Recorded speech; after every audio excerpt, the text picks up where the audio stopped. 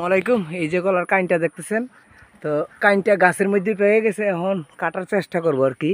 আমি কিন্তু ধান ক্ষেতের মধ্যে চেয়ার নিয়ে দাঁড়িয়ে রয়েছি। এই যে তো কলার কাইনটা নামানো অনেক কষ্ট হবে, এই যে তারপরও চেষ্টা করতেছি যে অন্য ফসলটা নষ্ট না করে।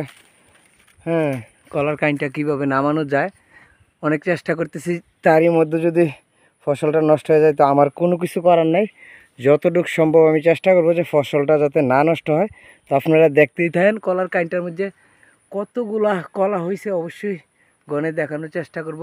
আর গাছ পাকা কলা কিন্তু অনেক আছে, আপনারা দেখতে থাকেন, আমি দেখানোর চেষ্টা করবো আর কি গাছ পাকা কলাগুলা। এই যে অনেক বড় কিন্তু কাইনটা, তো গাছটা কিন্তু অনেক উঁচা।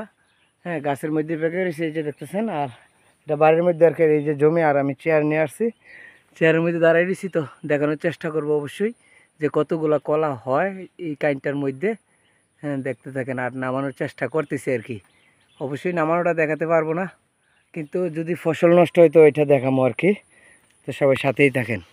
আলহামদুলিল্লাহ, অবশেষে আরেকজনের জমিটা নষ্ট হলো না। তো এই যে কলার কাইনটা অবশেষে নামাই ফেলছি। এই যে গাছ পাকা কলা, একদম গাছ পাকা কলা, মাশাআল্লাহ।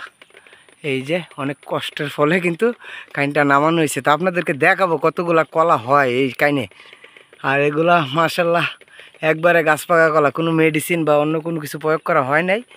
এই যে তো ভয় পাইছিলাম যে আরেকজনের জমিটা নষ্ট হয় কিনা।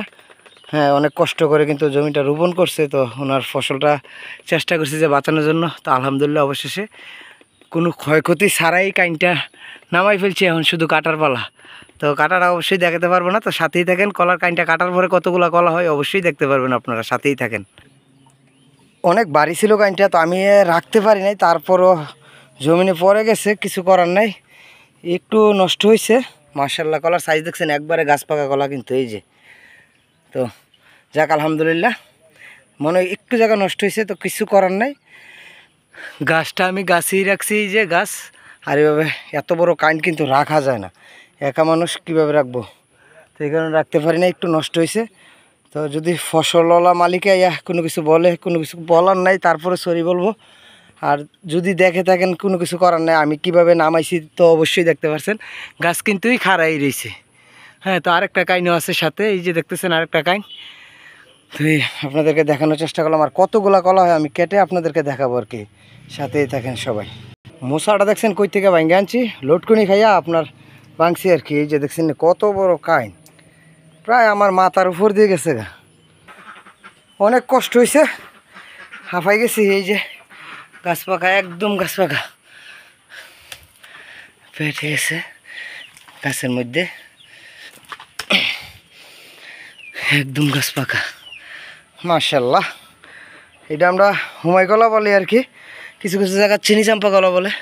অনেক মিষ্টি হয় কলাগুলো। আর কতটুকু ডেবে গেছে জমিনের মধ্যে, আমি এত বড় কান কীভাবে রাখি। তো যাক, অনেক কলা হবে, প্রায় 10 কেজির উপরে কলা হবে। এই যে মাশাআল্লাহ, কলাগুলা ধোয়ার চেষ্টা করতেছি, প্রচুর কাদা।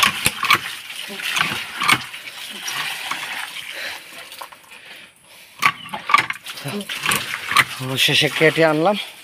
আমাদের বাড়িতে বিভিন্ন জাতের কলার কাইন আছে। এইটা হচ্ছে সরফি কলা আর কি, এখনও পুক্ত হয় নাই। এটা হচ্ছে লাল সরফি। এই গাছটা ঢাকা থেকে আনছিল আমার মামা এনে দিছিল আর কি। এই গাছটা অনেক বড় হয় কলাগুলা, অনেকগুলা কলা ছুটে গেছে আর কি। তো আপনাদের সবাইকে দেখানোর চেষ্টা করলাম। মাশাআল্লাহ, কাইনটা কত বড় দেখছেন, কলা কি সুন্দর। এগুলা দেশি কলা, কোনো মেডিসিন ছাড়া কলা আর কি। এই যে একদম মেডিসিন ছাড়া কলা। আল্লাহ আলহামদুলিল্লাহ, অন্যর ক্ষতি হয়েছে না, কিন্তু কলার কাইনটা সুন্দরভাবে নিয়ে আসছি। দেখছেন না মশা কই থেকে আমি কলার কাইনটা ভাঙছি। তো সবাই ভালো থাকবেন। আসসালামু আলাইকুম রহমতুল্লাহ।